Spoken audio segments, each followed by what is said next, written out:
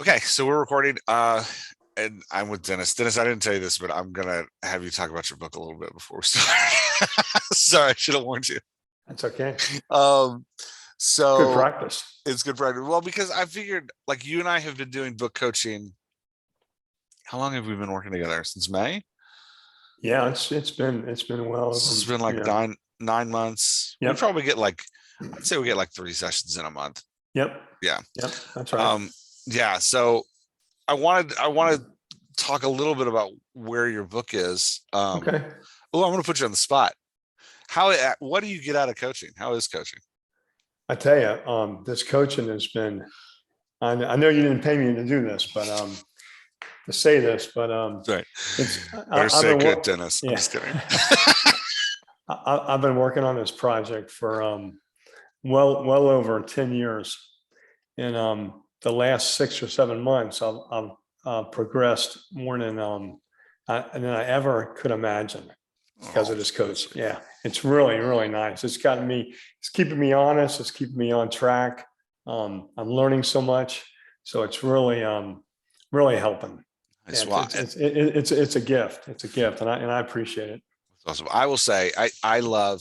I think my favorite thing that I do is coaching, and um, yeah, because I love being able to walk through a book with you.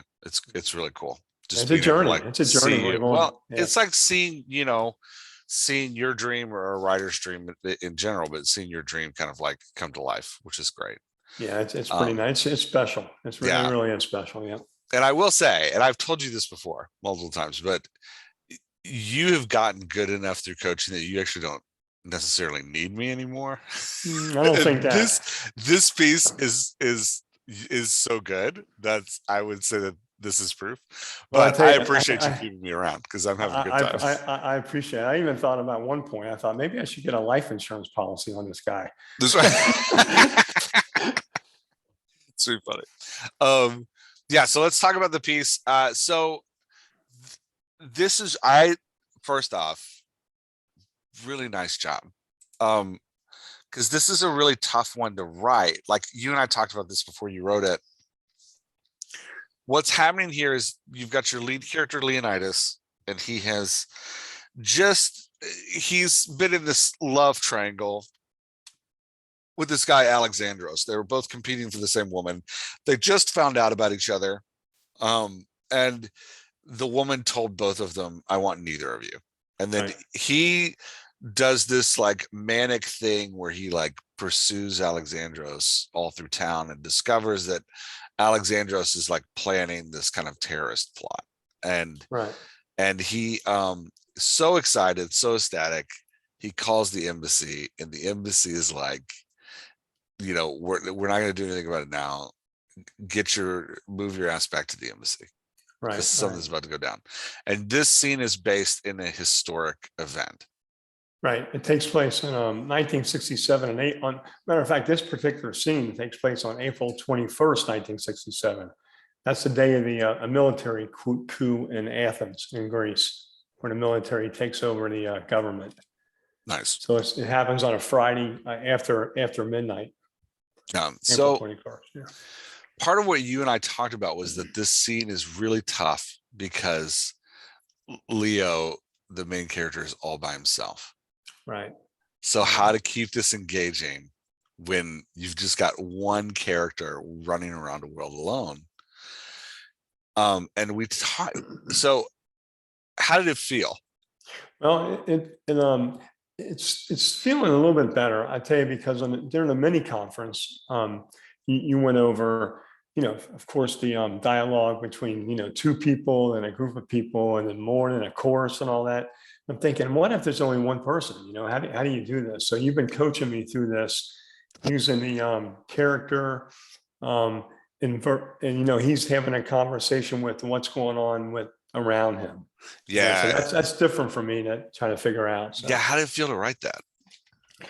it's getting easier. I mean, Okay. relatively easier at first, and I was all over the place with it. But now, plotting it out before I put the words down on the page is helping. Did you do it as a dialogue? Yeah, First draft? Nice. yeah, So you just yeah. like skeleton Right. plotted out. Yeah. Bare bones at first, I put what Leonidas has to say and then what happens and how his reaction to it and back and forth, back and forth. Yeah. Yeah. So I thought it was great. I was really, dude, I read it and I was really impressed. Well, thank you. Yeah. So, uh, because other people are going to listen to this, just to be clear, there is that. Usually I don't.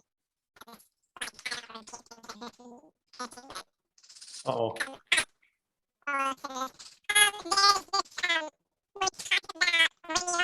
Hey, Jeff, I think we lost the sound there.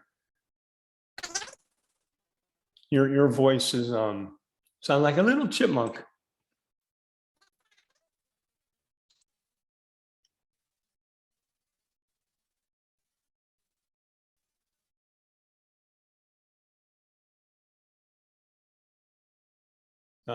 Nothing. I can hear you, but the sound is really chirpy. So weird. There it is. There it Okay. is. You're okay now. Yeah. Man, that was bizarre. Weird tech problems. Okay. Tell me if that happens again. No problem. Sound like Yeah. Alvin. I Alvin? put my elbow on my microphone cord, and I Oh, is that think what it I was? might have Yeah. like pressed That's it into probably my it. desk. Yeah. Yeah. Yeah. So yeah, so we were talking about writing when you've got this one person alone Mhm. in a world, using the world as the second character and writing it as if you're writing a 2-character scene. So the world does something and then your character responds, and the world does something and your character responds, and keeping that nice, like super engaging back and forth between the characters. So I like here, he gets off the train. I just want to demonstrate, you did so well with it. I just want to demonstrate a little bit. He gets off the train. So the train is kind of talking and then he speaks. And then he remembers what Larry told him and then he speaks. And then we get the moment of the train, right? And running, and then he runs. Sorry, we get the moment of the train and then he runs through the square. And then he gets the square, like how the square looks and what's happening in the square. And then he speaks, he like verbalizes what's going on. And then we get him running through the palace and then he verbalizes how he feels.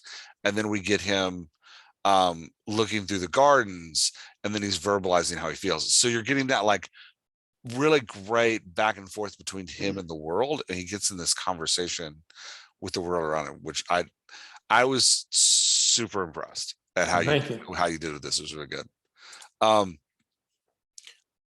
Before I jump into my notes, any questions you want to talk through first? Not right now. Okay. I'm okay right now. Yeah. Okay. So this opening stuff, I'm just smoothing out. Right. I really liked the like cadence of this, right? He finally won the war, not a war he had started, but it was a war he had finished, a war he had never had to fight. And I just wanted to smooth it out a little bit. You can put it back to how it was if you like it better. This is just a style thing and me just kind of like playing with language. It's just adding words in there. It's not a big change, but I'm playing. I mean, you know me. When I like a paragraph, I have the need to play with it. So I really liked it. So I was like, oh, I'm going to play with that a little bit. Cool. Same with this paragraph here. This is a great paragraph. The embassy boys will listen. He kept telling himself they'll be interested. The money in an envelope, the exchange for the amount of the bomb for the parts in the courtyard. I'll deliver Alexandros in a silver platter. It's just a really nice, like, the chapter before, coming off of his like manic having this conversation with somebody he's following. This is I liked how you brought that into this one and had that like continuance for him where he's not angry anymore, but he still has that kind of like manic energy going on. There's a difference between the last one and this one. The last one is an actual person he's following. In this one, it's like you alluded to, it's the world around him without. Yeah. So it was a little different. That was a challenge. That was a Yeah. challenge. Yeah. Yeah. The last one I think was probably a little bit easier for you because there was somebody for him to talk at. Exactly. The person couldn't hear him, but he was talking at that person the whole Right. time. Right. This one, Exactly. he's literally just talking to himself. Okay. You dropped this line in here. Move your ass to the embassy, which is what the guy at the end of the last chapter, That's what he told him. Yeah. the ambassador / potentially CIA agent tells him, move your ass to the embassy. Right. And you used it 3 times in the piece. I loved this so much as this like reoccurring statement that kept, because what it's using it over and over again, what it's doing is it's creating this false sense of urgency in that it's reminding the reader this is urgent. Like, you've got to keep moving. You've got to keep moving. So I put it in like 5 more times. Okay. You can pull it out if you want to, but every time, and what I did, just so you know what I was thinking, is every time I felt a pause in the action. So every time I found like the end of a segment, like a pause in emotional shift, a transition between topics, a like move from like, like he's going to go to Margot's apartment and then he's going to find she's not there. He's going to, first he's going to decide to go to Margot's apartment. After he makes the decision, I drop it in there. Then he goes to Margot's apartment and then I drop it in there. And then he like discovers she's not there and then I drop it in there. So you get this like reoccurring thought that keeps pushing him to move to the next. I really liked it. Yeah, when I was reading your notes, and I was thinking about it, I thought of a battery charger. A battery, putting the plug in a battery and getting it going again, and That's getting it going down the road a little bit. And then no, that's totally how it works. Yeah, because that's kind of what it's doing. It's like pushing him to like move to the next, to keep moving. But what I like about the experience it's creating for the reader is it's just like reminding the reader, like, hey, he's got to keep going. Like he's doing this like weird, like roundabout kind of manic, like, no, I'm gonna go over here, no, I'm gonna go over here. And like, but it's like, you got to keep going. So I really liked it. Well, thank you. Yeah, it was really well done. And I added it a bunch more. Feel free to take it out, but I just kept dropping it down there. This was all great. Yeah, this is, man, my computer's just dying. Now crap. Give me 1 second. That's all right. I got to restart Microsoft Word. My computer's like, it's too early in the morning. I can't do it. There we go. So yeah, I really liked the repeated phrase. I liked how it's working. I really like where it's going. I was going to ask you something here. Yeah. Pertaining to that. There are a couple other lines that this Larry character told Leonidas over the phone. And I was debating whether or not to use some of those lines also, or just stick with the same one, Which lines? You have to go back. It's something like, you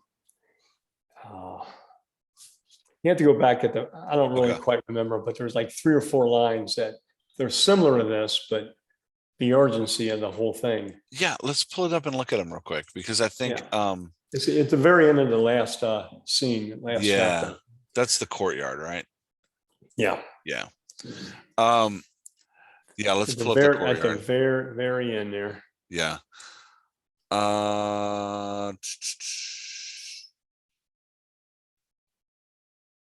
No way, you understand? Where are we? Here's where it starts. Yeah. There's who? Leonidas from the racetrack. Don't repeat that one. Leonidas from the racetrack. Leonidas from the racetrack. No, wait. It's big. I hear you, kid. Things are going down. This is serious. Not as serious as what's happening. I promise. Wait, what do you mean? Means get your ass to the embassy as fast as you can. That's what I mean. Maybe that's really what I had. It might be interesting to look at it, maybe add a couple more here and then have a little variance in the next. Yeah, I don't know. There's, it is kind of an artistic decision. I really,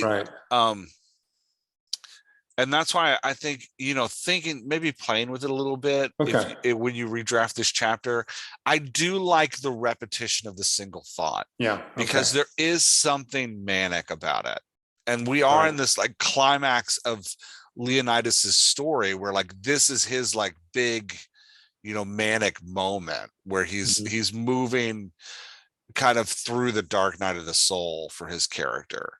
Um, this is kind of Yeah. his all is Good point. lost. Good point. Good Yeah, point. Yeah. so there is something manic about the like repeated expression, but I could also see you adding, if you had another couple phrases like there's no time, if you could throw there's Yeah. no time in Yeah. there. Yeah. Again, I don't know. You'll just have to play with it. I don't know if Yeah. that'll lose its effect if you have more in there, Hmm. then just move your ass to the embassy. Yeah. Yeah, I'm not sure. We'll take a look at it. Yeah. Um, but that's it's a good idea. I like that. Okay, I love the self-talk that you're doing. Did we talk about that yet? I don't think so. Yeah. I love that you have him talking through this running thing. So like here, running across the square of the Royal Palace, he felt as if he were the only one alive. Going through the National Gardens will be safer, and then I'll head up to, I can't say that word, to the embassy. So it's that like, you know, talking commands to himself. It really keeps this going, which is nice. Getting that expression in there about what he's doing. Mhm. Um, here he ran down and entered the gardens through the gate. The trees like ghosts swaying in the wind. Moonlight illuminated the red dirt path. Fantastic description. Stopping to catch his breath on the stone bridge crossing the pond, he gripped the iron rail and looked down into the black water. What the hell am I doing? Uh, the embassy can wait. I have to see if Margot is safe. I need something in this paragraph to remind him of Margot. Okay. Because Yeah. right now he's in this like manic state of I'm going to get Alexandros and get Hmm. Margot back. I need something here to remind him of Margot. To be like, oh, what about Margot? Yeah. Good. Um, yeah, and we also need something here that communicates danger. Hmm. So right now, to this point, it's creepy. He's running around an empty town. He's like, it shouldn't be empty, right? It's weird, but it's not. We don't realize yet that there's a war going on. There's no danger. There's not There's enough no danger. danger. Right. So Right. if we could, if we get him at this iron rail looking into the black water, and then there's a giant, and yeah, get him into the black water, and he can like, have a thought about Hmm. where is everyone Hmm. again, and then some kind of explosion that sends him to his knees, right? Like something that freaks him out. And then the explosion could get him to think about Margot, Hmm. or that's where you could have this like Margot, right? Like after the explosion, or, if you could have like a gun going off nearby and him kind of like jumping behind something. Hmm. We want to keep that like back and forth where like something happens and he responds. Um, and his response can be, his own safety and to think about Margot at the same time. Right. Um, we just need some kind of catalyst to like get him to Good. change his focus from the embassy to Margot. Good. Does that make sense? Otherwise, Yep. Sure does. Sure does. it's Yep. super creepy for him to run through Right. our house at Right. Right. midnight. That's Yeah, right. Good. depending That's a on his, good. yeah. Good catch. Good catch. Yep. But I love the transition to Margot. His internal thought is good. Again, I'm just playing with language here, Hmm. but his transition to Margot is good. And then once he starts moving toward Margot, I want that like move your ass Yeah. to the embassy, right? Yeah. Like to get that like, and here where I'm putting move your ass to the embassy in juxtaposition with Margot's apartment was just one block away, Yeah. right? To get that like his internal understanding that like, oh, he's off track now. Hmm. Um, Good. yeah.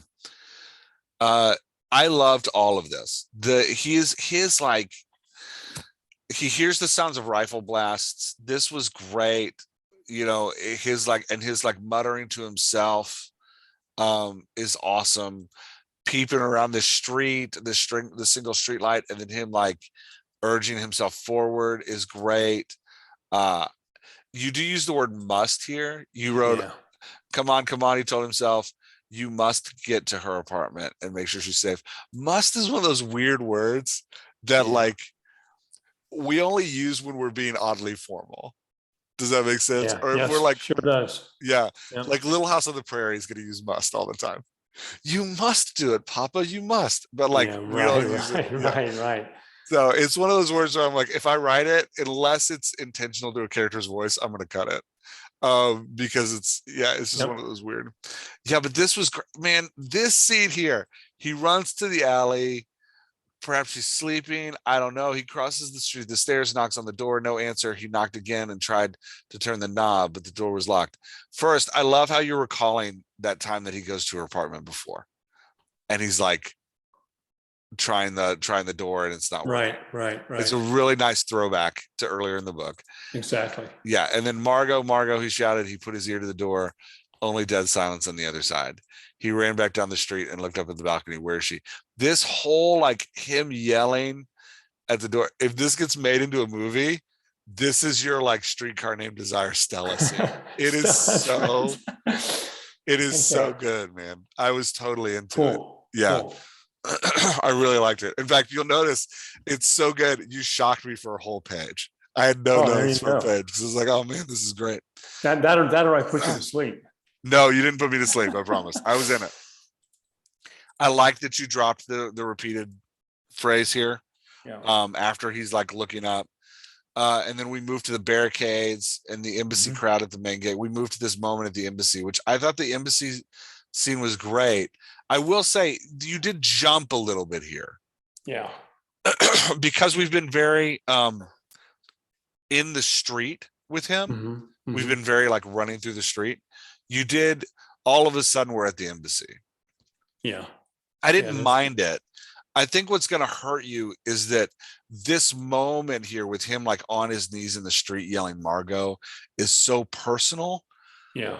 To jump to the embassy, Right. That's right. we may want a That's right. paragraph here of him like, you know, recovering a little bit. Mhm.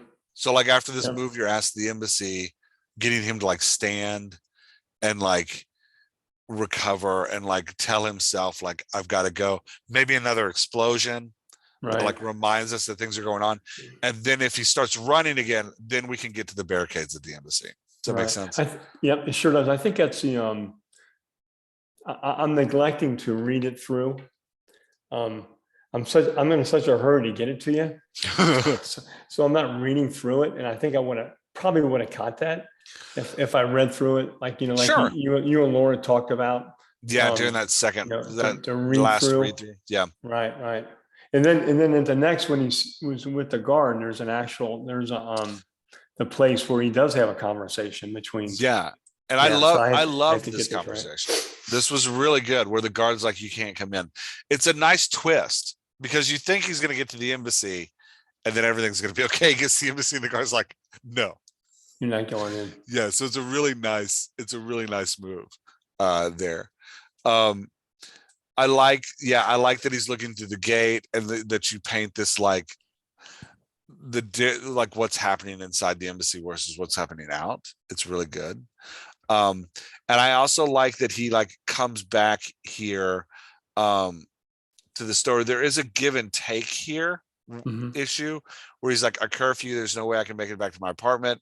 He muttered to himself, it would be too dangerous to take to the major streets. Maybe she went to the stove, pounding his heart, the pressure in his head, the pain in his legs was all too much to bear. I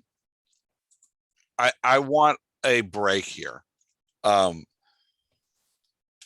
before he speaks again, because he's changing topics and you can feel it in where you've put your dialogue tag, right? You can feel the break. He muttered to himself. A curfew, there's no way I can make it back to my apartment, he muttered to himself. Give me an explosion, give me people rushing, give me something. And then he can change internal topics. It's too dangerous to take to the streets. Maybe she went to the stoa. Got it. Like, and then the pounding of heart. So just keeping that back and forth between him and the world. And again, you can catch it in that where you've broken this. You've noticed that this utterance is actually two utterances, and you've busted them in the middle with he muttered to himself. So just go ahead and like give us the world action. The text part you were talking about. Yeah, and it's going to keep you like those shorter back and forths make even though they make the piece longer, make it feel like it's moving faster. So if you give me a shorter back and forth there, and then we can get back into the like more normal pace of the piece, where we've got a paragraph, and then he's like, where can she be? Like wandering around looking for her. Another paragraph. And then I liked this ending image of him laying on the floor in the stacks. He looked up at the ceiling, following the cracked lines. I like him returning to their architecture. They're like where they're not architecture, their archaeological dig. Right. I didn't expect it. And it's I almost wanted you to dwell here a little bit more. Right. Like, I want to feel him in the moment, like laying on the ground, thinking about what's going to happen. Does that make sense? Like, sure does. Really feeling the next, feeling the aloneness of where he is, because we need a cadence. So this is the end of an arc, right? Like we've had the meeting at the top of the hill between Margot, Leonidas, and Alexandros, where they like Alexandros and Leonidas fight, and she kind of tells them both off, verbally fight. Then we have him chasing Alexandros all through the town. And then we have him finding Alexandros as a family and like following his family around, and calling the embassy all excited. And now we have him running through the town in the middle of a war. So we need that, like that arc of, sorry, I'm pulling up a Jamboard because it's easier. It's easier for me to think about. No problem. It's easier for me to visualize if I have a Jamboard up. We need that, if this is your scene, if these are your beats, and we've got this kind of like Leonidas thing where we've got the conversation with Alexandros, and then we've got the chasing Alexandros to the square, discovering Alexandros is a terrorist and that you've got him, and then we've got this war, right? This is a really low point for Leonidas, right? Like we're down here on the heavy emotion side, where Margot's telling him you suck. Then we've got this manic, we're kind of coming up in intensity and his like manic nature here. If this is Leo's intensity, right, is what we're looking at. Because this is from this point forward, we're like right here, we enter Leo's POV. So we're coming from a low point to this neutral point to then this like manic chasing him to his house and ending in this like what Leo feels is this heroic, oh my gosh, right, great moment, to then this war happening, the like, no, you can't go to the embassy, to like, I'll save her, to I can't find her, right? Like you can feel that downward trajectory of the emotions for Leo coming down. We need him to end here. Right. So we need him to end at this like all is lost, everything is done place. In this particular scene. In this scene. Yeah, right. So bringing him back to his beginning. It's a grounding sort of. Bringing him back to his archaeological dig, where his whole thing started, is perfect. Right. But we need him there. Right. For a while. We need him sitting on the floor. You might want to have him cry. You need all of those emotions racing back on him. Right. Does that make sense? Yeah, it's kind of like what you alluded to during the mini conference. Again, that's how valuable that was, about sitting with the conflict. I guess that's kind of what you're talking about. Yeah, you need to you've made an emotional mess for the reader, and now you have to make the reader sit in it for a little bit. Right. So got it. Yeah, we're gonna make the reader sit in their mess. So this is that's right. Because this scene's really not over yet, because he wakes up the next morning and he's going to go to the embassy. He's going to get to the embassy, but he's going to have another struggle. You know what I mean? Yeah, but the manic nature of this is over. Right. Like when he goes to the embassy tomorrow, he's going a changed person. Right.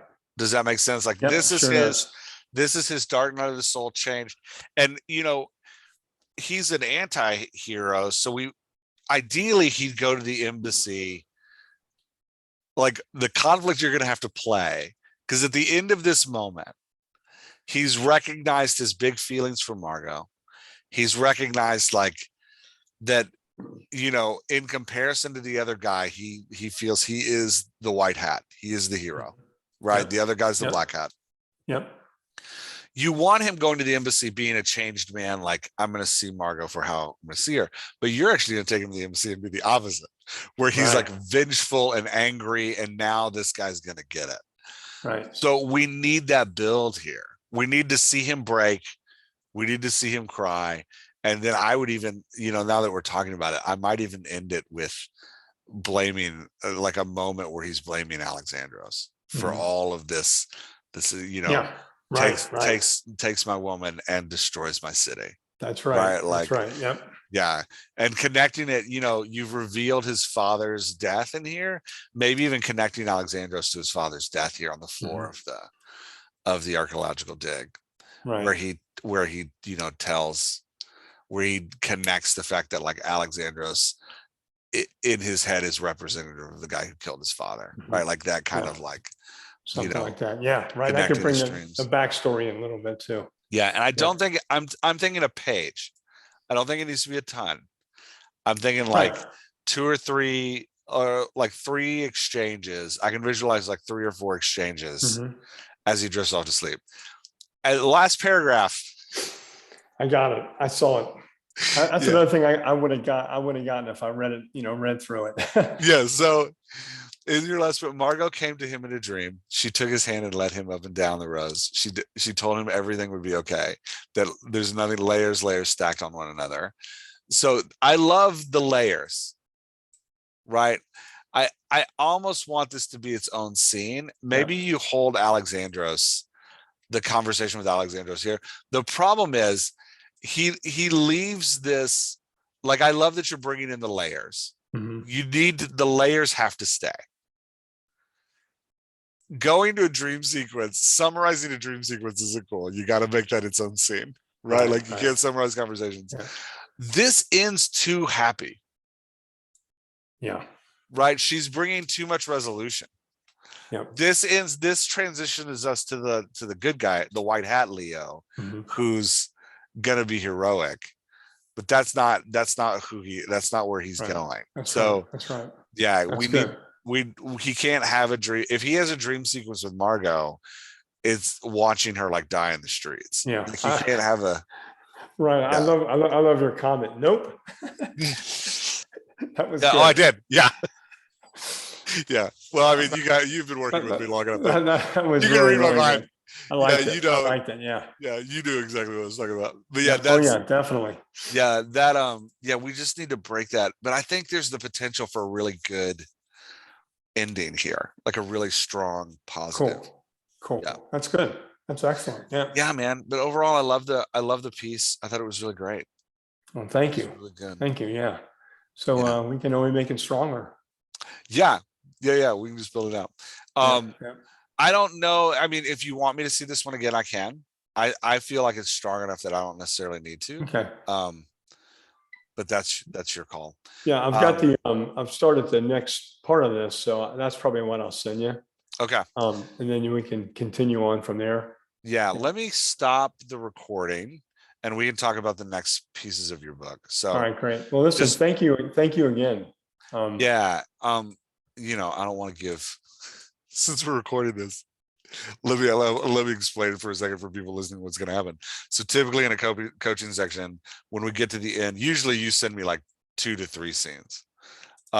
So typically we're going to go through another scene, and then we'll go into a looking at your overall plot and like where are you going next, and talking through where you're going next. I don't want to share your plot of the book with all of my listeners, because that's a more like personal, I don't know, I feel like that's more information. So I'm going to stop the recording and we can talk through the plot of the book. Thank you. Yeah. Thanks again. All right.